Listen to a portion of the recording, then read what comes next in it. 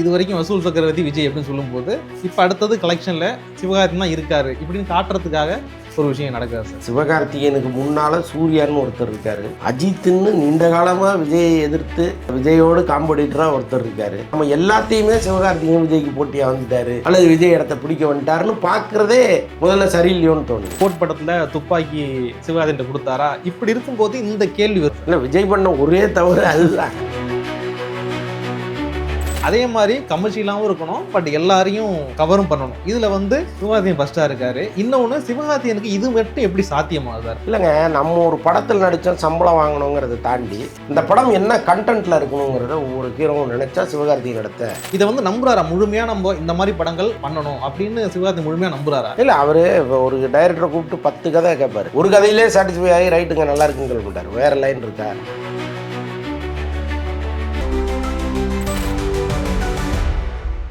இப்போ விஜய் அரசியலுக்கு போயிட்டாரு. ஜனநாயகன் படம் வரும்போது பராசக்தின்னு ரிலீஸ் ஆகிறதா ஒரு தகவல் இருக்குது. அதாவது அரசியலுக்கு போனதுனால விஜய்க்கு அடுத்தபடியாக நான் தான் அப்படின்னு சிவகார்த்திகேயன் நினைக்கிறாரா, இல்லை அவருக்கு அடுத்த கட்டமாக, அதாவது இது வரைக்கும் வசூல் சக்கரவர்த்தி விஜய் அப்படின்னு சொல்லும்போது இப்போ அடுத்தது கலெக்ஷனில் சிவகார்த்திகேயன் தான் இருக்காரு இப்படின்னு காட்டுறதுக்காக ஒரு விஷயம் நடக்குதா சார்? ஆக்சுவலாக சிவகார்த்திகேயனுக்கு முன்னால் சூர்யான்னு ஒருத்தர் இருக்காரு, அஜித்துன்னு நீண்ட காலமாக விஜயை எதிர்த்து விஜயோடு காம்படிட்டராக ஒருத்தர் இருக்காரு. நீங்கள் இவரெல்லாம் பிடிச்சி தள்ளி விட்டு சிவகார்த்திகேயனை கொண்டு வந்து அங்கே வைக்கிறீங்கிறது எந்த விதத்தில் சரிங்கிறது நமக்கு முதல்ல டவுட்டாக இருக்குது. அப்புறம் இன்னொன்று ஒரு படத்தினுடைய ரிலீஸை தீர்மானிப்பது அந்த படத்தினுடைய ஹீரோக்கள் இல்லை, பட நிறுவனங்கள் தான் அதை முடிவு பண்ணும். ஏன்னா பணம் போடுறவங்க வட்டி கட்டுறவங்க அவங்க தான். ஒரு ஹீரோ சார் இந்த படத்தை 6 மாதம் தள்ளி வைங்கலாம் சொல்ல முடியாது, வேணா குடைச்சல் கொடுக்கலாம். நடிக்கும் போது ஒழுங்கா ஷூட்டிங் வராம ஒழுங்கா டப்பிங் பேசாம வேணும்னு படத்தை தள்ளி போறதுக்கு சில வேலைகளை பண்ணலாம். அதை சிவகார்த்திகேயன் ஒருபோதும் பண்ண மாட்டார். அவருக்கு கை நீட்டி அட்வான்ஸ் வாங்கிட்டாருன்னா அந்த படத்தை லாயெல்லாம் முடிச்சு கொடுக்கறது தான் அவருடைய கடமை. அதை இதுவரைக்கும் சரியா பண்றாரு. அப்போ நம்ம எல்லாத்தையுமே சிவகார்த்திகேயன் விஜய்க்கு போட்டியா வந்துட்டாரு அல்லது விஜய் இடத்த பிடிக்க வந்துட்டாருன்னு பாக்குறதே முதல்ல சரியில்லையோன்னு தோணுது. அவேக்கா மீட்டிங்கா இருக்கட்டும், இல்லை இங்க பேசுறவங்களா இருக்கட்டும், நம்பர்னு புதுசில் இருக்கும்போது விஜய் விட்டு வந்துட்டாரு இப்படி சொல்லும்போது, ஏற்கனவே அந்த கோட் படத்தில் துப்பாக்கி சிவகார்த்திகேயன் கொடுத்தாரா இப்படி இருக்கும்போது இந்த கேள்வி வரும். இல்லை, விஜய் பண்ண ஒரே தவறு அதுதான். அது இவ்வளோ பெரிய இம்பாக்டாக வரும்னா அவர் கூட நினச்சிருக்க மாட்டார்.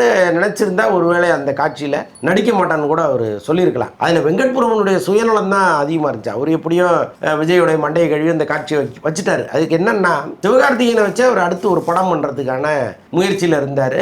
இப்போ நாம சிவகார்த்திகேயனை இந்த படத்துக்குள்ளே கொண்டு வந்து கொஞ்சம் ப்ரைஸ் பண்ணி அப்படி விஜயை வச்சு இப்படிலாம் பண்ணி விட்டோம்னா அவர் உடனே நமக்கு டேட்டு கொடுத்துருவாரு நம்பி ஏமாந்துட்டார். சிவகார்த்திகேயன் உடனெல்லாம் டேட்டு கொடுக்கல, இன்னும் அந்த படமே ஸ்டார்ட் பண்ணாமல் இருக்காங்க. அது மாதிரி ஒரு சுயநலத்தின் அடிப்படையில் வைக்கப்பட்ட காட்சி தான் அது இன்னைக்கு சிவகார்த்திகேயனுக்கு பெரிய ப்ளஸ்ஸாக மாறி இருக்கு. விஜய் ரசிகர்கள் கூட சிவகார்த்திகேயனுக்கு ஆதரவு தெரிவிக்கிற அளவுக்கு அந்த காட்சி இருந்துச்சு. ஆனால் காலத்தினுடைய கோலத்தை பாருங்க, அதே சிவகார்த்திகேயன் விஜய்க்கு எதிராக திரும்பி நிற்க வேண்டிய சூழ்நிலையை பட நிறுவனங்கள் ஏற்படுது. சிவகார்த்திகேயன் அவர் விரும்பி வந்தாரான்னா கட்டாயமாக வந்திருக்க மாட்டார். ஏன்னா அவருக்கு தெரியும் விஜய் ரசிகர்களை அடிச்சு காலி பண்ணுவாங்க, நம்மள எல்லாம் இறங்கி அடிச்சா நம்ம தாங்க மாட்டோங்கிறது அவருக்கு தெரியும். ஆனாலும் வேற வழி இல்லை, அந்த நிறுவனம் அப்படி ஒரு முடிவு எடுக்குது. அவரு கூட ஏதோ பேசி பார்த்ததெல்லாம் தகவல் சொல்றாங்க. ஆக்சுவலா இல்லை சார், இப்போ ரிலீஸ் வேண்டாம், ஏதாவது பாருங்களேன் அப்புறம் வச்சுக்கலாமே அப்படின்லாம் அவர் பேசியிருக்காரு. பட் அந்த நிறுவனம் அவங்களுக்கு என்ன அழுத்தம்னு நமக்கு தெரியாது இல்லை. ஏன்னா தேர்தல் நெருங்குகிற நேரத்தில் ஜனநாயகன்னு ஒரு படம் அது ஒரு மிகப்பெரிய ஹிட்டாகி சொல்ல முடியாது, தமிழ் சினிமா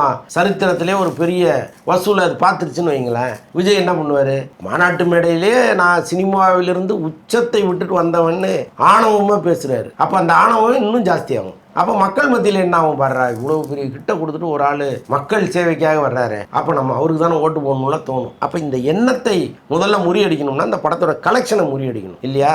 அதற்கான கணக்கு தான் பராசக்தி உள்ளே கொண்டு வருது. இதில் பெரிய ப்ளஸ் என்னன்னா, அந்த பராசக்திங்கிற படம் 1960களில் நடக்கிற கதை. அன்னைக்கு நடந்த இந்திய எதிர்ப்பு மாணவர் போராட்டங்கும் போது ஈஸியாக மக்களோட கனெக்ட் ஆகிரும், மாணவர்களோட கனெக்ட் ஆகிற ஒரு படமாக அது உருவாகிட்டு இருக்கு. அதுவும் இந்த படத்தை பற்றி கேட்கும் பொழுது அப்படியே ஃபயர்ஃபுல்லான ஒரு படத்தை அவங்க உருவாக்கியிருக்காங்க போல இருக்கு. சுதா கொங்கராவுக்கு தெரிந்த நபர் ஒருத்தர் என்கிட்ட பேசியிருந்தார். அவர் சொன்னார், நான் மேடத்திட்ட பேசியிருந்தேன், அவ்வளோ கான்ஃபிடென்ட்டாக இருக்காங்க மேடம் அப்படின்னு சொன்னார். அப்போ அந்த படத்தை வேற ஒரு லெவலில் அவங்க உருவாக்கிட்டு இருக்காங்க. அப்போ இந்த 2 படமும் மோதும் போது விஜயினுடைய எண்ணத்தை முதல்ல தவிடுபொடி ஆக்கிடலாங்கிறது தான் இப்போதைய கணக்கு. அதில் சிவகார்த்திகேயனுடைய பங்குங்கிறது நடித்தது மட்டும்தான், அதை தாண்டி வேற ஒன்றும் இல்லை. இப்போ சிவகார்த்திகேயன் சினிமா கெரியர் எடுத்துட்டிங்கன்னா ஆரம்பத்தில் மெரினா, இப்போ கேடி பிளாக்ல இப்படி வரும்போது வருத்தப்பட வாலிப சங்கம் அவருக்கு மிகப்பெரிய ஹிட். காமெடி தாண்டி அவர் வேற ஒன்றும் பண்ண முடியாது அப்படின்னு ஒரு டாக் வரும்போது டக்குன்னு அமரன் மாதிரியான படங்கள் பண்ணுறாரு. பராசக்தி, மதராசி, இப்படி லிஸ்ட் நிறைய வந்துக்கிட்டே இருக்கு.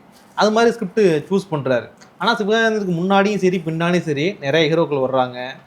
இதை தாண்டி அதாவது இப்போ ரஜினிக்கு எப்படி ஒரு ஃப்ரேம் இருக்கு இல்லையா, அதே மாதிரி கமர்ஷியலாகவும் இருக்கணும், பட் எல்லாரையும் கவரும் பண்ணணும். இதில் வந்து சிவகார்த்திகேயன் ஃபஸ்ட்டாக இருக்காரு. இன்னொன்று, சிவகார்த்திகேயனுக்கு இது மட்டும் எப்படி சாத்தியமாகுது சார்? இல்லைங்க, நம்ம ஒரு படத்தில் நடித்தோம் சம்பளம் வாங்கணுங்கிறத தாண்டி இந்த படம் என்ன கண்டென்ட்டில் இருக்கணுங்கிறத ஒவ்வொரு ஹீரோவும் நினச்சா சிவகார்த்திகேயன் இடத்த பிடிக்கலாம். அவர் என்ன நினைக்கிறாரு, இந்த படத்தை குடும்பத்தோடு குழந்தைகளோடு வந்து பார்க்குற மாதிரி என் படம் இருக்கணும், அதில் ஆபாசம் இருக்கக்கூடாதுன்னு முடிவு பண்ணுறாரு. காமெடி இருக்கணும்னு நினைக்கிறாரு, குறைந்த அளவு ஒரு ஆக்ஷன் இருக்கணும்னு நினைக்கிறாரு. ஸோ இப்படி வந்து மெல்ல மெல்ல தான் அவர் வளர்ந்து வர்றாரு. பேராசைப்படல. விஜய் இடத்த நான் பிடிச்சிடணுங்கிறது பேராசை, அதற்காக தன்னை தயார்படுத்தி கொள்வதுங்கிறது தன்னம்பிக்கை. அதை தான் வந்து சிவகார்த்திகேயன் பண்ணிட்டு இருக்காரு. இன்னொன்று, இப்போ சிவாஜி எம்ஜிஆர் காலத்தில் வந்து சிவகுமார் இருந்தார், ஜெமினி கணேசன் இருந்தார், ஏவிஎம் ராஜன் இருந்தார், முத்துராமன் இருந்தார், இன்னும் நீங்கள் சொல்லிகிட்டே இருக்கலாம். ஆனால் ஒரு சிவாஜியும் ஒரு எம்ஜிஆர் தான் இருந்தாங்க. பாக்கி எல்லாம் என்னன்னாங்க, படம் வரும் ஓடும், படம் வரும் ஓடும் பண்ணிகிட்டே இருந்தாங்க. அப்போ இவங்க ரெண்டு பேரும் தனித்து நின்னதுக்கு காரணம் என்னன்னா, இந்த மாதிரி கதைக்குள்ளே அவங்களுக்குன்னு சில விஷயங்களை கொண்டு வந்து இதை இவங்க தான் பண்ண முடியும்னு உருவாக்குறது இருக்குல்ல, அது வந்து பெரிய அறிவு. அது தெரிந்தோ தெரியாமலோ சிவகார்த்திகேயன்ட்ட இருக்குது. ஸோ அதனால் அவருடைய வளர்ச்சி இந்த இடத்த நோக்கி போயிட்டு இருக்கு. இதை டீட்டெயிலாக நம்ம பேசணும்னா, சிவகார்த்திகேயனுடைய பர்சனல் கேரக்டர் ஒரு படத்தில் பணத்துக்காக சண்டை போடாமல், இந்த படத்தில் ஒரு 10 கோடி ரூபா நமக்கு சம்பளம் பாக்கி வைக்கிறாங்களா, சரி விடு, அதுக்காக படத்தை நிறுத்தாத, படத்தை ரிலீஸ் பண்ணுங்க, கலெக்ஷன் வந்தோன்னு கொடுங்க, அந்த பெருந்தன்மை இருக்குல்ல, அது இன்னைக்கு இருக்கிற எந்த ஹீரோட்டையுமே இல்லை. அதனால தான் சிவகார்த்திகேயன் பாஞ்சு வேகமாக போயிட்டே இருக்காரு. வருத்தப்பட வாலிப சங்கம் மாதிரி படம் பண்ணுறாரு. இப்போ அடுத்து அமரனா இப்படி டிஃப்ரெண்டாக பண்ணும்போது சிவகார்த்திகேயன் வந்து அப்போ அடுத்த கட்டமாக இப்போ ரஜினி மாதிரி ஒரு இடத்துக்கும் கமல் ப்ரொடக்ஷன் நடிக்கிறாரு.